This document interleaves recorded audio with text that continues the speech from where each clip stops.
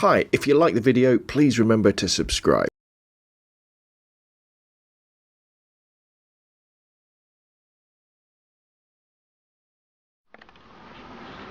Hi, I'm Rob from robandphoto.com, and this is my quick little video review of the Canon EFS 55 to 250 IS zoom lens. You might have already seen my video about the 18 to 55, and these two lenses kind of go together. If you've got a crop body Canon like a 350D, 450, 550, 60D, etc., these two are great lenses. In fact, your camera probably came with the 18 to 55 IS, and when you want something a little bit longer, when you want something to really get you close to the action, the 55 to 250 really is a very nice little lens, and it's available for bargain prices, even new. This particular one you see here I got off eBay as a pair from someone who was upgrading, and I got both for about £160.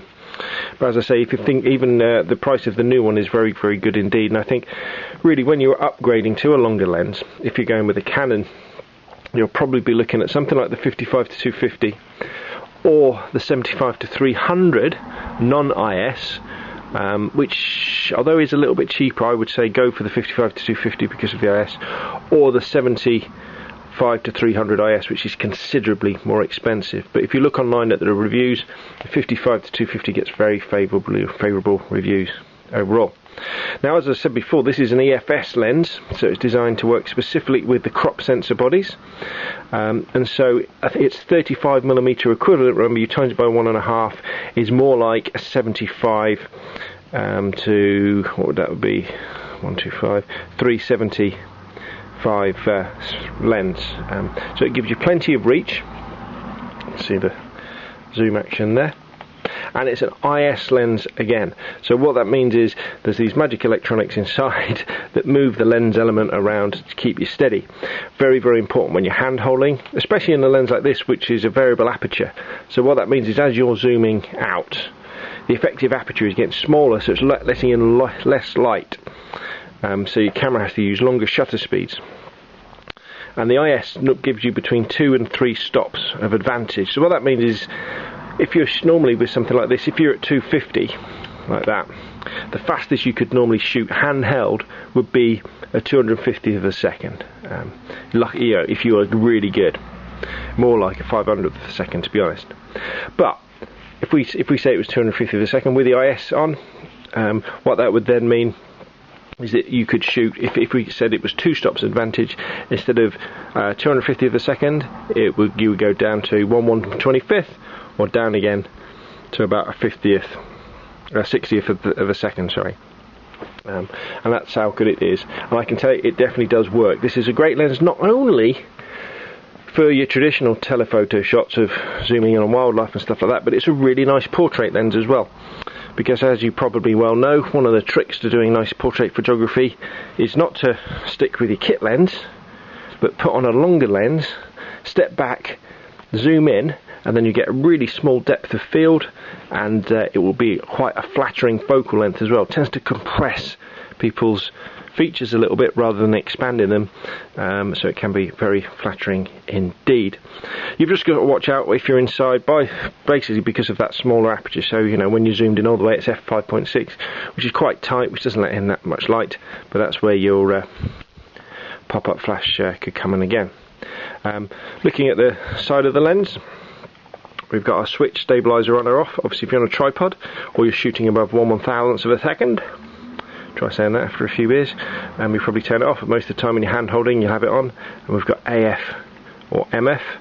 Soon as if you want to do any manual focusing, go over to MF and then you turn that, and as you can see again, the front element does spin around when you're focusing, so a bit of a problem if you're using polarizing filters. You've got to reset them, and as soon as you go to AF, that focus ring is locked, so you know, you've got to make sure you don't play around with that, otherwise you will damage the camera.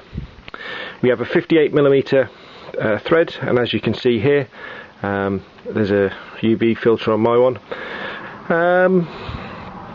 The only reason why I've got a UV filter on it is because it protects the lens, and it came with it on, so I'm just going to leave it on. I personally think you're probably better off using a lens hood to protect the front of the lens, but I haven't got them for this particular camera yet, and obviously a lens hood would help to reduce flare. I've used this lens for several weeks now, and I've been incredibly impressed with how sharp it is. Significantly better than my old 75-300 non-IS version. And I just think it is a very, very sharp lens. To get the best out of it, as with the 18-55, it doesn't work best wide open.